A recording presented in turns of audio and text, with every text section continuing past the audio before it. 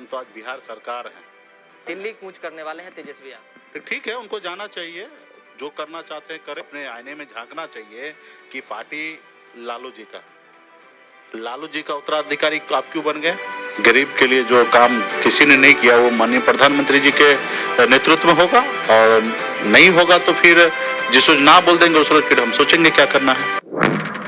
तो हमारे साथ बातचीत के लिए मौजूद है मुकेश सहनी, जो कि बिहार सरकार के मंत्री हैं। आज जो है इन्होंने नामांकन पर्चा दाखिल किया है। विनोद झा के सीट पे उपचुनाव हुए थे एमएलसी के। इसमें एक ये उम्मीदवार बनाए गए थे एनडीए की तरफ से, तो दूसरे उम्मीदवार जो है शाहनवाज हुसैन को बनाया गया था सुशील कुमार मोदी के तर्ज पे। तो ऐसे में बात कर लेते हैं, क्योंकि कल तक जो चर्चाएं चल रही थी कि मुकेश सहनी बार बार कहते नजर आते थे मीडिया प्लेटफॉर्म पे कि मलाह का बेटा किसी के जाल में नहीं फंसता है, तो बीजेपी ने क्या उन्हें अपने जाल में फंसा लिया? शायद यही वजह है कि नाराजगी है। बहुत तरह की चर्चाएं ये भी चली कि हो सकता है कि वो नाराज हैं, तो इस वजह से नाराज होंगे क्योंकि जो सीट इन्हें दिया गया है वो बहुत कम ड्यूरेशन का है, सिर्फ 18 मंथ का है। तो एमएलसी 18 महीने के लिए बनेंगे, तो उसके बाद क्या कुछ इनके साथ होना है। तो घर का न घाट का ये भी चर्चा चली। ये पहला चर्चा था कि काफी ट्रेंड हुआ कि मुकेश सहनी न घर के रहे न घाट के, नाराजगी को लेकर। देखिए, आप लोगों ने चलाया है और आप लोग स्वतंत्र हैं, जो भी चलाना है। रहा कि देखिए, ये जो सीट है एनडीए गठबंधन का है, लेकिन इसमें विशेष अधिकार भारतीय जनता पार्टी का है, क्योंकि उन्हीं का जगह, उन्हीं के जो लीडर थे, नेता है, वो सब उसका जगह खाली हुआ, उसी के जगह पे भरना था।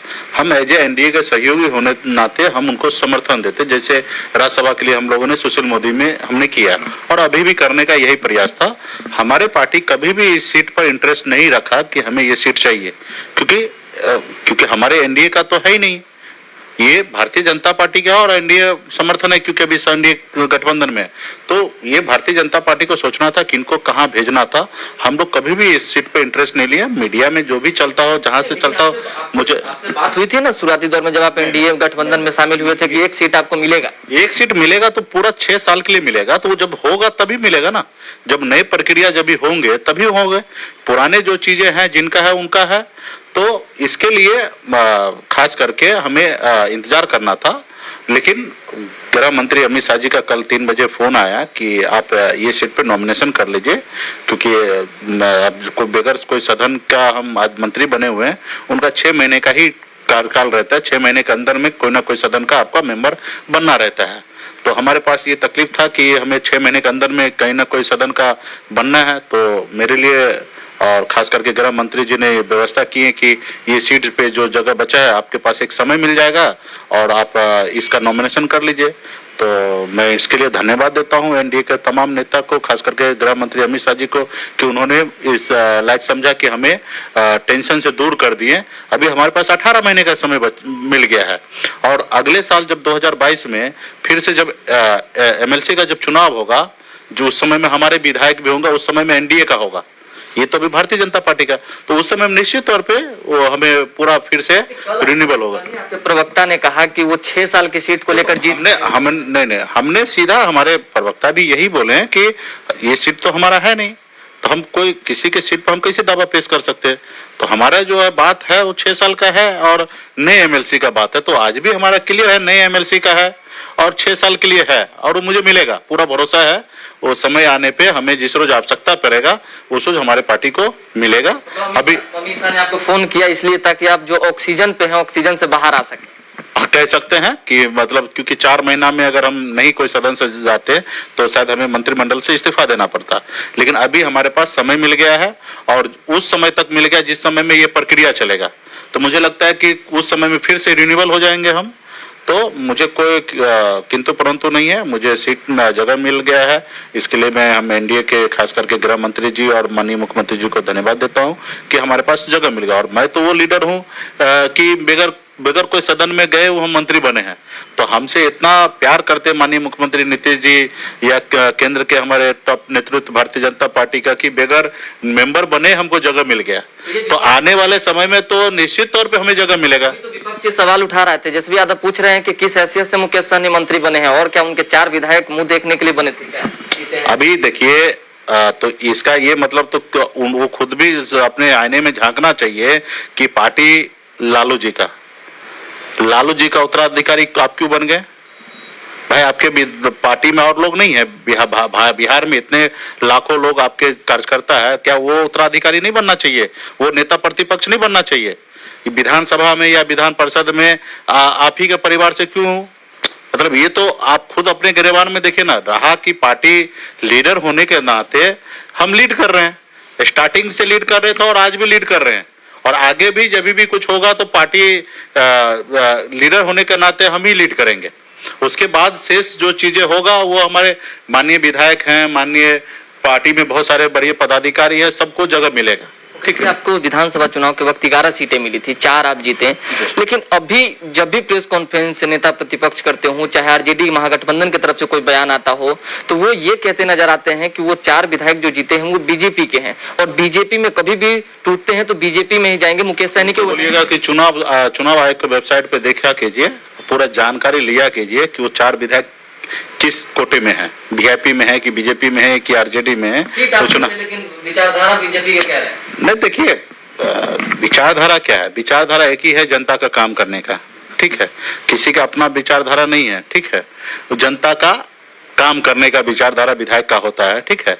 और रहा कि चारों विधायक आज मेरे साथ है, उसमें कोई किंतु परंतु नहीं है, और विधायक का अपना मर्जी भी है, विधायक स्वतंत्र है हमारे पार्टी में, विधायक जब भी जो निर्णय लेंगे वो निर्णय ले सकते हैं। वादे की जहाँ तक बात आती है तो तमाम वादा लगता है कि बीजेपी अंत तक समय आपसे पूरा कर पाएगी, करना चाहिए, और मुझे पूरा भरोसा है कि करेंगे जो भी हमसे अरे हुए हैं, और हाँ, को लेकर बीजेपी के लोग कह रहे हैं कि संभव होगा तभी कुछ सोचेंगे।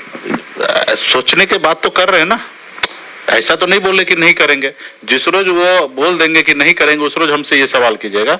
बाकी अगर वो सोचने की बात कर रहा तो हम भी वही बोल रहे कि थोड़ा सोचिए और ध्यान दीजिए। जो काम 73 साल से भारत में नहीं हुआ वो काम आप कीजिए, और माननीय प्रधानमंत्री जी तो देश में आप देखिए कि जो काम कभी नहीं हुआ वो काम कर रहे हैं। तो मुझे पूरा भरोसा है कि माननीय प्रधानमंत्री जी जो गरीब के लिए जो काम किसी ने नहीं किया वो माननीय प्रधानमंत्री जी के नेतृत्व में होगा, और नहीं होगा तो फिर जिस रोज ना बोल देंगे उस रोज फिर हम सोचेंगे क्या करना है। मत्स्य विभाग के मंत्री अपने लोगों के लिए अभी कहा जा रहा है कि आप लगातार सिर्फ और सिर्फ एक ही काम में जुटे हुए हैं, स्वागत सभा करते हैं, अलग अलग जाके लोगों से मिलते हैं। काम अब तक अपने मंत्री पद पे जब से बैठे हैं प्रोसेस नहीं हुआ, कुछ दिक्कतें आ रही है? नहीं, बिल्कुल ही नहीं है। विभाग में जितना काम चलना चाहिए वो विभाग पूरा काम मजबूती से काम कर रहे हैं। हमें जब भी जिस समय जो डिसीजन लेना वो ले रहे हैं। और रहा कि अभी हम बिहार में दौरा कर रहे हैं, ठीक है, और दौरा इसलिए कर रहे हैं कि जिन्होंने हमें इस जगह पे मुकाम पे पहुंचाया है उनको भी तो धन्यवाद करना है, और उनके भी मनोबल के साथ हमें खड़ा रहना है। तो आज बिहार में खास करके जिस समुदाय से हम आते हैं, मछुआरा मल्लाह समाज से, और उन्होंने बहुत खून पसीना बहाकर यहाँ तक हमें पहुँचाया है, और लोगों ने इनके साथ बरसों से अत्याचार करते आ रहे हैं, आज से नहीं सदियों से। तो आज उनके घर में एक मतलब बोलते हैं ना रेगिस्तान में एक फूल खिला है, तो आज उनके घर में एक मंत्री बिहार सरकार बना है। तो आज हम जिनके घर पे जहाँ जा रहे हैं वहाँ उनको भी बहुत खुशी होता है और हमें भी बहुत खुशी प्राप्त होता है, और जो उनको शोषण करता था उनको आज बहुत तकलीफ होता है। उनको पता चल गया कि भाई इनके पास भी अभी लोग हैं।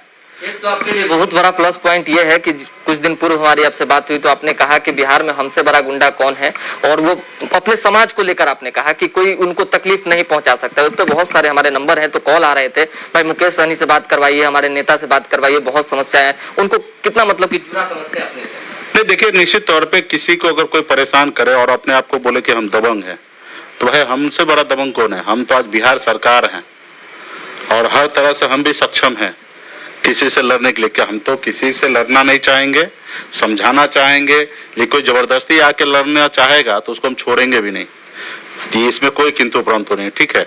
बिहार का सरकार कानून के साथ है, और कानून के कोई भी हाथ मिलेगा उनको बिहार सरकार कभी नहीं छोड़ेगा, उनको सजा दिला के रहेगा। तो आज हम सरकार में हैं, और कोई अगर सरकार से बाहर रहकर अपने आप को दबंग समझता है तो हम तो फिर सरकार में हम कितना बड़ा दबंग है, ठीक है? तो लॉ एंड ऑर्डर की स्थितियां काफी ज्यादा बिगड़ती चली जाएगी। दिल्ली कूच करने वाले हैं तेजस्वी यादव, तो ठीक है, उनको जाना चाहिए, जो करना चाहते हैं करे। आपको भी पता है कि राजनीति कर रहे हैं, और हम लोग गंभीर हैं बिहार में लॉ एंड ऑर्डर को लेके, और घटना हुआ इसके लिए हमें खेद है। वो हमारे बहुत नज़दीकी थे और वही नहीं, पूरे बिहार में कहीं पे भी कोई घटना होता है उससे हमें काफ़ी तकलीफ होता है। और इसके लिए हमारे प्रशासन, सरकार, सिस्टम सब एक्टिव है, मूड पे है और हमारा प्रयास रहेगा कि बिहार में कोई ऐसा घटना ना हो और इसके लिए हम लोग गंभीर हैं। आप और शाहनवाज हुसैन दोनों लोगों ने एक ही दिन नामांकन पर्चा दाखिल किया है। क्या लगता है कि नीतीश कुमार के कैबिनेट में उनको जगह मिलनी चाहिए मंत्रिमंडल में? तो ये देखिए, ये भारतीय जनता पार्टी सोचेंगे और बड़े नेता हैं और केंद्र में भी राजनीति कर चुके हैं, अटल जी के साथ काम किए हैं, तो बड़े नेता हैं और वो जो भी भारतीय जनता पार्टी उनके लिए सोचेंगे। और एनडीए में तो आज नॉमिनेशन किए हैं, एनडीए में उनका स्वागत है और बिहार में हम सब मिलकर बिहार में अच्छा काम करेंगे। एक लास्ट सवाल कर लेते हैं, काफी दिन हो गया लोगों को आपका मांस भात खाए हुए, कब पार्टी का? बहुत जल्दी आप लोगों को अभी आज ही हम डेट सेट करते हैं, बहुत जल्दी माछ भात का भोज आप लोगों को खिलाते हैं और हमारे जितने भी नजदीकी लोग हैं, चाहने वाले हैं, सबको खिलाते हैं। और नहीं, खुशी क्या, खुशी तो डे वन हमेशा हमें खुशी प्राप्त है और मैं आज से खिलाते आ रहा हूँ, बहुत दिनों से खिलाते आ रहे हैं। और आपके भी माध्यम से मैं जो आपके दर्शक है जो देख रहे हैं उनको भी इमिटेशन देता हूँ, जिनको माछ भात खाना है तो आप कमेंट में लिखिए, अपना नंबर लिखिए और सबको आप लोगों को मैसेज चला जाएगा, निमंत्रण पहुंच जाएगा और आप लोग भी उस खाने में भोज में आइएगा। चलिए, लगभग लोगों को आमंत्रण मिल चुका है कि वो भोज में आ सकते हैं। फिलहाल मुकेश सहनी ऑलवेज खुश रहने वाले नेता माने जाते हैं, धनिक हैं, तो इसलिए मांस भात का हमेशा से भोज करते आए हैं। इनका मानना है कि एनडीए की सरकार बेहतर चल रही है और अगले 5 सालों तक चलेगी।